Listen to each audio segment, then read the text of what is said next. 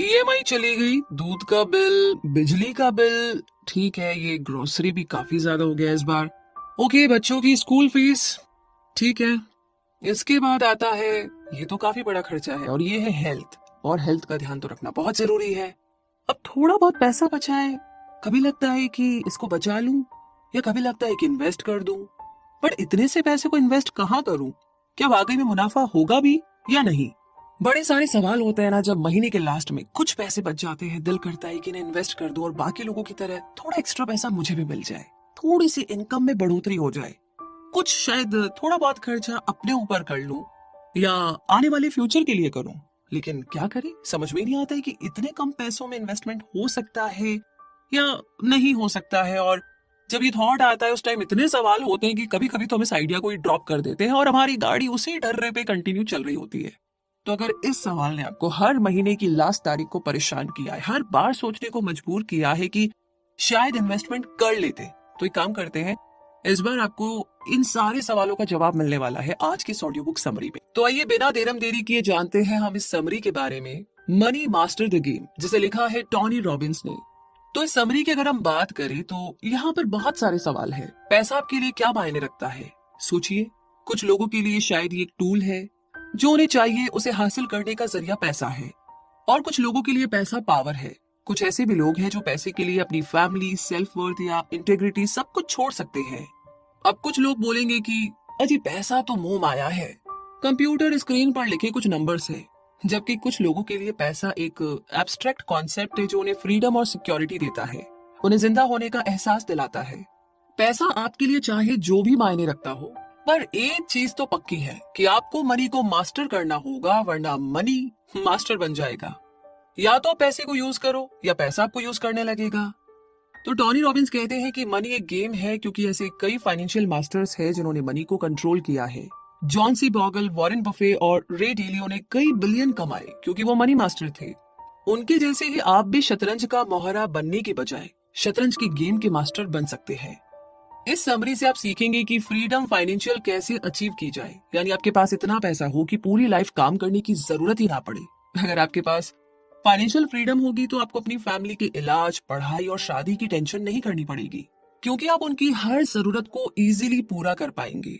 और ये सब सुनने में एकदम सपने जैसा लगता है ना, लेकिन ये सच हो सकता है। और ये समरी इसमें आपकी बहुत मदद करेगी, क्योंकि ऐसा बाकी सारे लोगों ने किया है। उन्होंने किया है तो आप और हम तो कर सकते हैं। तो आइए इस जर्नी को शुरू करते हैं इस चैप्टर से। अपनी लाइफ के मोस्ट इंपॉर्टेंट फाइनेंशियल डिसीजन को लीजिए। Make the most important financial decision of your life. यानी कि आपके पेरेंट्स शायद आपको यही बोलते होंगे कि बहुत सारी मेहनत करो ताकि अच्छी जॉब मिल सके। अगर आप हार्डवर्क करोगे तो अपनी फैमिली को सपोर्ट कर पाओगे और आपके बैंक अकाउंट में भी खूब सारा पैसा होगा। लेकिन सबसे बड़ा सच तो ये है कि कई सालों तक रेगुलर सैलरी मिलने के बाद भी आपको फाइनेंशियल फ्रीडम नहीं मिल पाती है। सालों तक जॉब करने के बाद भी कई बार ऐसा भी होता है कि आपकी सारी सेविंग खत्म हो जाती है। पर एक स्मार्ट इन्वेस्टिंग के थ्रू आपको फाइनेंशियल फ्रीडम मिल सकती है। तो चलिए एक इम्पोर्टेंट कॉन्सेप्ट कंपाउंडिंग के बारे में थोड़ा सा जान लेते हैं। ये तब होता है जब आप बिना इंटरेस्ट लिए अपनी इन्वेस्टमेंट को ग्रो करने देते हैं। इससे हर साल आपके प्रिंसिपल अमाउंट में इंटरेस्ट जमा होता रहता है। कंपाउंडिंग से आपका पैसा बहुत जल्दी बढ़ता है। इसे एक एग्जाम्पल से समझेंगे। दो जुड़वा भाई थे। विलियम ने 20 साल की उम्र से ही इन्वेस्टिंग करना शुरू कर दिया था। हर साल वो अपनी सैलरी से पैसे बचाकर रिटायरमेंट अकाउंट में सेव करता था। उसके अकाउंट में करीब $4000 तक सेव हो चुके थे। 40 साल तक की एज तक उसने लगातार पैसे सेव किए। उसने फंड्स जमा करने छोड़ दिए थे, लेकिन अब भी उसकी इन्वेस्टमेंट सालाना 10% के हिसाब से ग्रो कर रही थी। वहीं उसके भाई जेम्स ने 40 का होने पर इन्वेस्टिंग शुरू की। उसने भी 10% के हिसाब से साल के $4000 इन्वेस्ट किए। अब विलियम और जेम्स दोनों 65 साल के हैं, यानी कि 65 के। विलियम ने टोटल $80,000 इन्वेस्ट कर लिए हैं, यानी 20 से लेकर 40 की उम्र तक $4000 हर साल। और जेम्स ने टोटल $1,00,000 इन्वेस्ट किए, यानी 40 से 65 की एज तक $4000 हर साल। तो आपके हिसाब से कौन ज्यादा अमीर है? किसने अपनी फैमिली और अपने लिए फाइनेंशियल फ्रीडम अर्न की है, विलियम ने या जेम्स ने? अपने 65वें बर्थडे पर जेम्स के पास टोटल $40,000 थे, जबकि विलियम के पास $2.5 मिलियन थे। तो ये सही है, विलियम ने अपनी इन्वेस्टमेंट से 600% यानी कि 600% पैसा ज्यादा कमाया। पर सवाल ये है कि आखिर ये हुआ कैसे?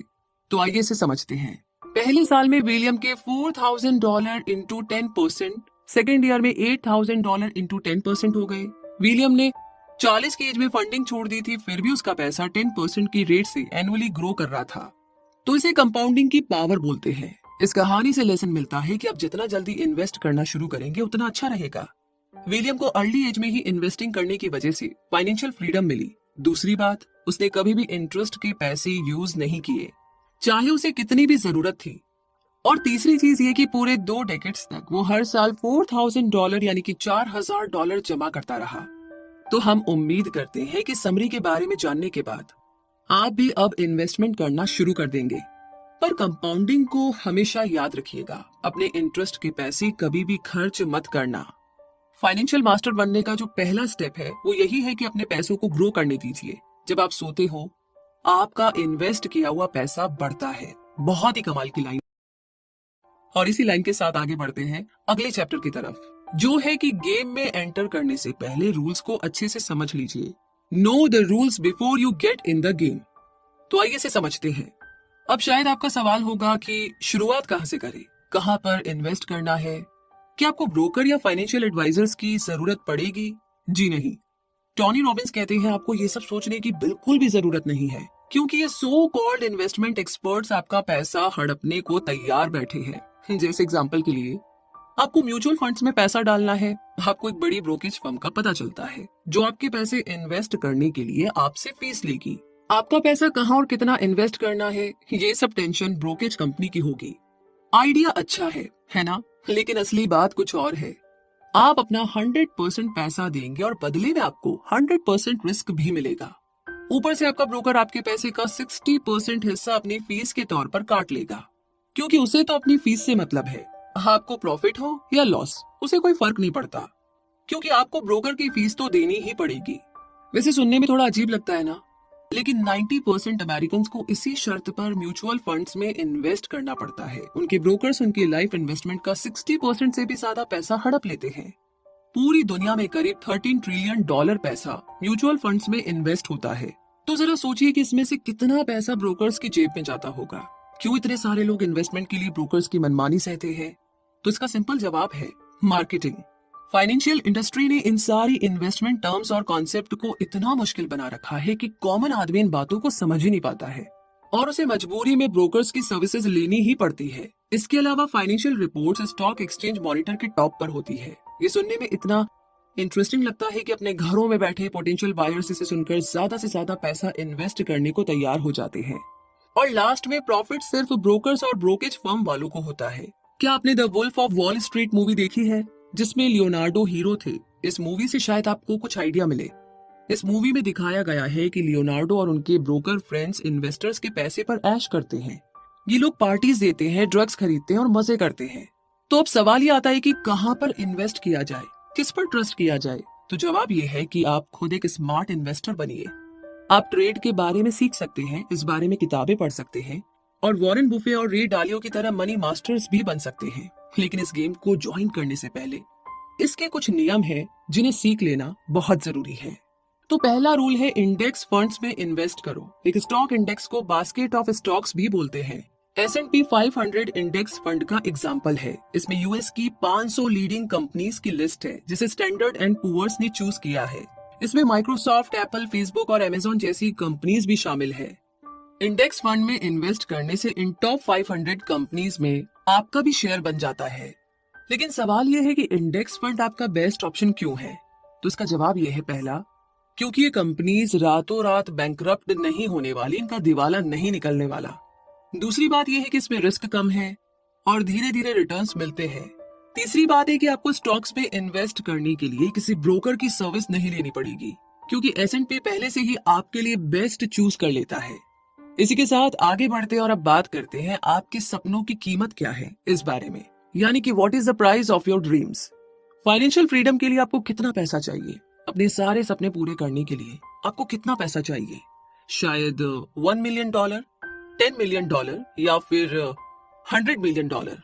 इस चैप्टर में आगे आप जानेंगे कि अपने सपनों की लाइफ जीने के लिए बहुत सारा पैसा नहीं चाहिए, क्योंकि आप फाइनेंशियल फ्रीडम अचीव कर सकते हैं। टोनी रॉबिन्स ने अपने एक सेमिनार में लोगों से पूछा कि उन्हें खुशहाल और सुकून भरी जिंदगी जीने के लिए कितने पैसे चाहिए। तो वहां एक 20 साल के लड़के ने हाथ उठाकर कहा कि $1 बिलियन। उसका जवाब सुनकर लोग हैरान रह गए, क्योंकि ये $1 बिलियन काफी बड़ा अमाउंट होता है। लेकिन टोनी रॉबिन्स ने उस लड़के को ये रियलाइज करवाया कि अपने सपनों को पूरा करने के लिए जितना वो सोच रहा है उतने पैसे नहीं लगेंगे। अगर तुम्हें $1 बिलियन मिल जाए तो तुम क्या करोगे? टोनी ने उससे पूछा। उस लड़के ने कहा कि वो एक ब्रांड न्यू प्राइवेट जेट लेगा, न्यूयॉर्क में घर लेगा और बिजनेस मीटिंग के लिए लॉस एंजलिस और वेकेशन के लिए बहामास जाएगा। उस लड़के ने ये भी बोला कि वो साल भर में 12 फ्लाइट्स तो लेगा ही लेगा। टोनी रॉबिन्स ने उस लड़के के साथ मिलकर के थोड़ी रिसर्च की। एक ब्रांड न्यू प्राइवेट जेट का प्राइस $65 मिलियन पड़ेगा और सेकंड हैंड जेट का प्राइस $10 मिलियन। ये तो सिर्फ जेट का प्राइस था, इसके अलावा मेंटेनेंस, फ्यूल और क्रू का खर्चा अलग था। लेकिन अगर वो लड़का प्राइवेट जेट खरीदने के बजाय किराए पर लेता है तो उसे सिर्फ $2,500 खर्च करने पड़ेंगे। उसकी फैमिली में 4 मेंबर्स थे तो एक मीडियम साइज का जेट उनके लिए काफी रहेगा। और अगर वो 100 घंटे हर साल भी जेट से फ्लाई करता है तो उसे $2,50,000 किराया देना होगा। और अगर उसे प्रीमियम जेट गल्फ स्ट्रीम पसंद हो तो उसका खर्चा $5 लाख होगा। और ये अभी भी एक नया गल्फ स्ट्रीम G560 के मुकाबले काफी सस्ता था। फिर टोनी ने उससे पूछा कि तुम अपने $1 बिलियन के साथ और क्या करोगे? तो उस लड़के ने कहा कि एक प्राइवेट आइलैंड खरीदूंगा।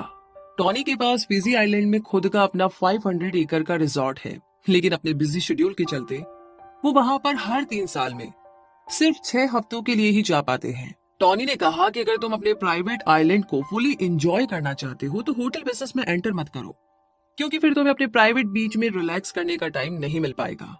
फिर दोनों ने कुछ और रिसर्च की तो पता चला कि बहामास में एक आइलैंड $1 लाख में अवेलेबल है और उसे एक रिजॉर्ट बनाने के लिए $40 मिलियन खर्च करने पड़ेंगे। लेकिन इसके बदले अगर वो लड़का नेकर आइलैंड रिजॉर्ट रेंट पर ले ले तो ज्यादा सस्ता पड़ता है, जैसे रिचर्ड ब्रेंसन ने लिया है। इसमें एक हफ्ते के लिए रुकने का खर्चा सिर्फ $3.5 लाख पड़ेगा और वो अपनी पूरी फैमिली और दोस्तों के साथ यहाँ पर एंजॉय कर सकता है।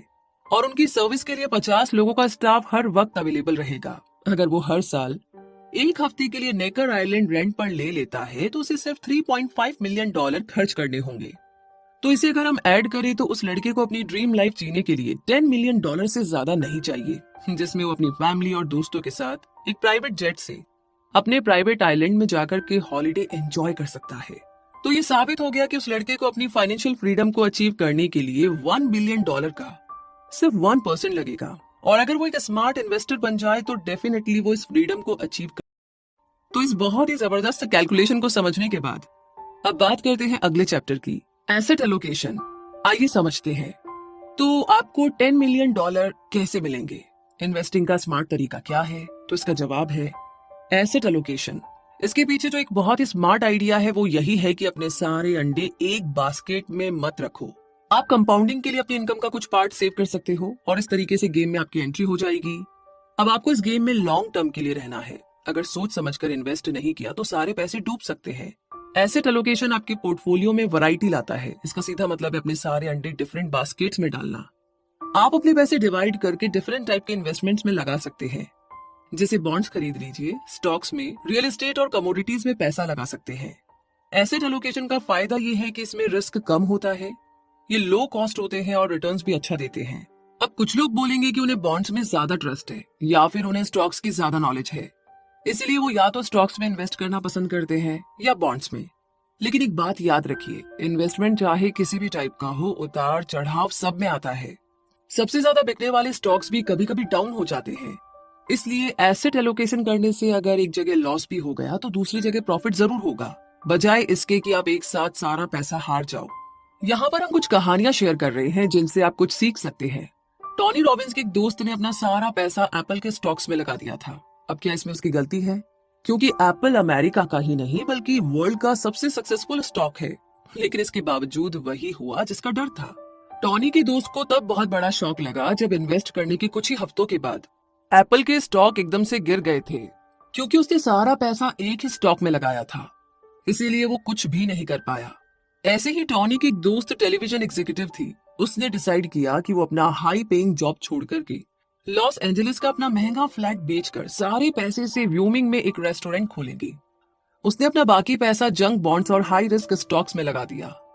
उसे लगा कि अब वो लॉन्ग टाइम के लिए फाइनेंशियली सिक्योर है, और ऐसा ही हुआ। लेकिन फिर 2008 में इकोनॉमिक क्राइसिस आया तो उसके सारे पैसे डूब गए। उसे फिर से सब कुछ स्टार्ट करना पड़ा, यहाँ तक कि उसे फ्रीलांसर की जॉब भी करनी पड़ी। अब तो आप समझ गए होंगे कि एसेट एलोकेशन कितना इंपॉर्टेंट है। ये मनी रूल का एक गेम है। अगर एक ही जगह इन्वेस्ट करेंगे तो आप गए, लेकिन अगर आपने डिफरेंट टाइप के स्टॉक्स या बॉन्ड्स लिए हैं तो आपके पैसे सिक्योर है। यहाँ पर हम 2 इन्वेस्टमेंट बकेट के एग्जाम्पल देंगे जो आप फॉलो कर सकते हो। पहला है सिक्योरिटी यानी कि पीस ऑफ माइंड बकेट। ये एक डाइवर्स पोर्टफोलियो है जहां पर आपके पैसे पूरे तरीके से सेफ है, हालांकि इसमें ग्रोथ काफी स्लो है। और दूसरा है रिस्क यानी कि ग्रोथ बकेट। इसमें रिस्क ज्यादा है लेकिन फास्ट ग्रोथ है। सिक्योरिटी यानी कि पीस ऑफ माइंड में जो एसेट्स आते हैं वो है, पहला है कैश या कैश इक्विवेलेंट्स। ये आपका सेविंग अकाउंट है। आप इसे इजीली विड्रॉ कर सकते हो और जब चाहे तब खर्च कर सकते हो, चाहे इसमें इंटरेस्ट रेट बहुत ही कम है, लेकिन आप किसी भी इमरजेंसी में अपना पैसा निकाल सकते हो। जैसे कि 2008 में जो इकोनॉमिक क्राइसिस आया था तो सारे बैंक बंद हो गए थे। लोगों को ना तो पैसा उधार मिल रहा था और ना ही कोई अपने स्टॉक्स लिक्विडेट कर पा रहा था। जिन्होंने रियल एस्टेट में इन्वेस्ट किया था वो भी सेल नहीं कर पा रहे थे। इसीलिए बैंक अकाउंट में कैश होना बहुत जरूरी है। सेकंड है बॉन्ड्स। इसे फिक्स्ड इनकम इन्वेस्टमेंट भी बोलते हैं। जब आप कोई बॉन्ड्स लेते हो तो आपको कंपनी या गवर्नमेंट के साथ एक अग्रीमेंट करना पड़ता है कि वो आपका पैसा बोरो कर सकते हैं, उधार ले सकते हैं, जिसे वो एक स्पेसिफिक डेट तक फिक्स्ड इंटरेस्ट के साथ वापस कर देंगे। तीसरा है सीडी या सर्टिफिकेट ऑफ डिपॉजिट। इस टाइप के एसेट में आप बैंक को पैसे उधार देते हो, बैंक आपका पैसा यूज करता है और एक टाइम के बाद में फिक्स्ड इंटरेस्ट के साथ लौटा देता है। हालांकि ये टाइम डिपॉजिट है, जब तक सीडी डेट ना फिक्स करे आप अपना पैसा नहीं निकाल सकते। चौथा है लाइफ इंश्योरेंस पॉलिसी। इंश्योरेंस तो हम सबको लेना चाहिए, खासकर जब आपकी फैमिली हो। अगर कल को आपको कुछ हुआ तो कम से कम आपकी फैमिली तो सिक्योर रहेगी। तो देखा आपने कि कैसे ये इन्वेस्टमेंट बकेट आपको सिक्योरिटी और पीस ऑफ माइंड देती है। आपका पैसा धीरे धीरे ग्रो करता है लेकिन सेफ रहेगा। लेकिन अगर आप इस टाइप के इन्वेस्टर हो जिसे रिस्क लेना पसंद है, जो एक्साइटमेंट चाहते हैं, तो आप रिस्क यानी कि ग्रोथ बकेट को चूज कर सकते हैं। इस बकेट में हायर रिटर्न्स के साथ हायर रिस्क भी है। आप जीत भी सकते हो और हार भी सकते हो। रिस्क यानी कि ग्रोथ बकेट में जो एसेट्स आते हैं वो है, पहला है ईटीएफ्स या exchange traded funds. ETF stocks का ग्रुप है जैसे कि इंडेक्स या म्यूचुअल फंड्स, लेकिन फर्क इतना है कि एक ईटीएफ में आप स्टॉक्स अलग से ट्रेड कर सकते हो। जब भी आपको सही लगे आप स्टॉक्स खरीद या बेच सकते हो। हालांकि ये ध्यान रखने वाली बात है कि इसे हम ट्रेडिंग कहेंगे, ना कि इन्वेस्टिंग। जितनी बार आप स्टॉक लेते या बेचते हो आपको एक फीस देनी पड़ेगी। दूसरा है हाई यील्ड बॉन्ड्स, जिन्हें हम जंक बॉन्ड्स भी बोलते हैं, क्योंकि इनमें सबसे कम सेफ्टी रेटिंग होती है। ये बॉन्ड्स हाई यील्ड यानी हाई प्रॉफिट देते हैं पर बहुत ही ज्यादा रिस्की भी है। आगे तीसरा आता है आरईआईटी यानी कि रियल एस्टेट इन्वेस्टमेंट ट्रस्ट। ये वो कंपनीज होती है जो इनकम जनरेटिंग रियल एस्टेट की ओनर होती है। ये इंडिविजुअल्स इन्वेस्टर्स के फंड शेयर बेचती है। आरईआईटी को आप स्टॉक्स की तरह बेच सकते हो। आप इसमें डिविडेंड्स भी कमा सकते हो और वो भी बिना खुद प्रॉपर्टीज मैनेज किए। चौथा है कमोडिटीज। इसमें गोल्ड, सिल्वर और ऑयल आता है। अपने पोर्टफोलियो में गोल्ड होना अच्छा है क्योंकि आपको इन्फ्लेशन में प्रोटेक्ट करता है और ये आपके पोर्टफोलियो को ज्यादा बैलेंस और डाइवर्स भी बनाता है। तो एसेट एलोकेशन को समझने के बाद अब बात करते हैं द ऑल सीजन्स स्ट्रेटेजी। आइए जानते हैं कि ये स्ट्रेटेजी हमें कैसे बनानी है, इस पर कैसे काम करना है। इससे पहले के चैप्टर्स में हमने सीखा कि अपने पोर्टफोलियो को कैसे डाइवर्स रखा जाए, यानी अपने सारे पैसे एक जगह इन्वेस्ट ना करें। एक टाइप की इन्वेस्टमेंट काफी ज्यादा रिस्की है। अगर ज्यादा सेफ्टी चाहिए तो माइंड बकेट की सिक्योरिटी यानी कि पीस ऑफ माइंड प्लान को आप फॉलो कर सकते हो। लेकिन अगर आप रिस्क लेना पसंद करते हो तो रिस्क या ग्रोथ बकेट में इन्वेस्ट करो। इस चैप्टर में आप एक और अमेजिंग पोर्टफोलियो के बारे में सीखेंगे जो आप अडॉप्ट कर सकते हो। ये अब तक मोस्ट ब्रिलियंट पोर्टफोलियो माना जा सकता है, जिसे हम ऑल सीजन्स स्ट्रेटेजी बोलते हैं। इस कॉन्सेप्ट को रे डालियो ने इन्वेंट किया है, जो दुनिया के सबसे बड़े हेज फंड ब्रिजवाटर एसोसिएट्स के फाउंडर है। 1971 यानी कि 1971 में रे का करियर शुरू हुआ जब वो न्यूयॉर्क स्टॉक एक्सचेंज में क्लर्क थे। उस टाइम अमेरिका की इकोनॉमी काफी बुरे दौर से गुजर रही थी। 1970 यानी कि 1970 में बेरोजगारी और महंगाई काफी ज्यादा थी। फिर 1973 यानी कि 1973 में एक ऑयल स्टॉक आया जिससे ऑयल का प्राइस $2.10 से बढ़कर $10.40 पर बैरल पहुंच गया था। इसके सोल्यूशन में गवर्नमेंट ने एक ऑड इवन स्कीम निकाली जिसमें लोग महीने के ऑड या इवन डेज में ही गैस खरीद सकते थे। हालत ये थी कि गैस खरीदने के लिए लोग गैस स्टेशन के बाहर घंटों लाइन में खड़े रहते थे। वियतनाम वॉर और वाटरगेट स्कैंडल के बाद अमेरिका में काफी पॉलिटिकल उथल पुथल हुई, जिसके चलते प्रेसिडेंट निक्सन को 1974 यानी कि 1974 में रिजाइन करना पड़ा। और इन सब चीजों का जबरदस्त असर स्टॉक मार्केट पर भी पड़ा था। स्टॉक के रेट तेजी से अप डाउन होते रहते थे। डिफरेंट टाइप के स्टॉक्स में हाई इंस्टेबिलिटी और रैपिड चेंजेस आ रहे थे। ऐसी सिचुएशन में रे डालियो के माइंड में बस एक ही बात आती थी कि आखिर स्टॉक मार्केट प्राइस और स्टेट इकोनॉमी के बीच में क्या रिलेशन है। उन्होंने इकोनॉमिक मशीन और इन्वेस्टर्स के मूड के बीच का लिंक पता करने के लिए काफी सारी स्टडीज करने के बाद ऑल सीजन स्ट्रेटेजी का फॉर्मूला डेवलप किया। ये एसेट लोकेशन दोनों ही सिचुएशन में अच्छा परफॉर्म करती है, चाहे इकोनॉमिक क्राइसिस हो या प्रॉफिट हो। लेकिन हमें ये कैसे पता चलेगा कि ये वाकई में इफेक्टिव है? तो 1974 से 2013 यानी कि 1974 से 2013 तक एक्सपर्ट्स इसे फॉलो करते आ रहे हैं, यानी पूरे 40 सालों से इसकी इफेक्टिवनेस काम कर रही है। तो अगर आपने 1974 से यानी कि 1974 से 2013 तक ऑल सीजन स्ट्रेटेजी के साथ इन्वेस्टमेंट की होगी तो आपको ये रिजल्ट मिलेंगे। पहली चीज ये कि इसमें एक्स्ट्रा ऑर्डिनरी रिटर्न्स मिलते हैं। आपका पैसा 1974 से 2013 तक 10% की एनुअल रेट से बढ़ा होगा। दूसरा है कि इसमें एक्स्ट्रा ऑर्डिनरी सेफ्टी भी है। इन 40 सालों में आपको शायद सिर्फ 4 बार लॉस हुआ होगा। जी हाँ, सही सुना आपने, सिर्फ 4 बार। इसमें एवरेज लॉस सिर्फ 1.74% है। इसका मतलब है कि 85% बार यानी कि 85% टाइम्स आपका इन्वेस्टमेंट ग्रो हुआ है।